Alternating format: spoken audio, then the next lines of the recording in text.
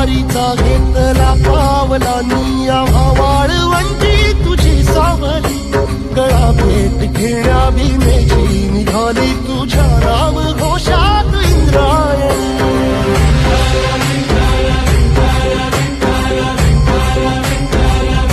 भिडे आसमंती ध्वजा वैष्णवांची उभी पंढरी आज नानावली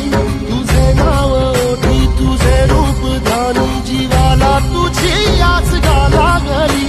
जरी बाप साऱ्या जगाचा परी तू आम्हाला